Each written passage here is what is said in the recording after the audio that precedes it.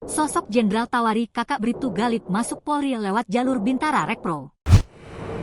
Jenderal Bintang 3 terharu akan dedikasi dan pengabdian Bribtu Anumerta M. Galip Suryaganta, polisi yang gugur saat bertugas membubarkan sabung ayam. Ganta gugur dalam tugas dan berdedikasi tinggi memberantas perjudian di Kanan, Lampung. Maka itu Polri meminta sang kakak untuk bergabung dengan kepolisian lewat jalur rekrutmen proaktif, Rekpro, Bingara.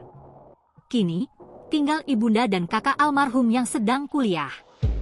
Polri, melalui Biro SDM Polda Lampung, akan menawarkan apabila kakak almarhum berkeinginan masuk polisi jalur Rekpro setelah lulus kuliah, kata Irwasum Polri Komjen Pol Dedi Prasetyo dengan terharu pada Rabu tanggal 19 Maret 2024. Diketahui, Bribtu Galip dikenal keluarga dan teman dekatnya sebagai sosok pekerja keras dan tulang punggung keluarga.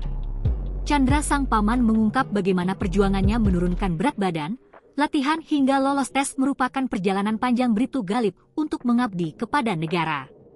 Ayah meninggal 1 bulan lalu dan dia menjadi tulang punggung keluarga, jelasnya. Download Tribun X sekarang, menghadirkan lokal menjadi Indonesia.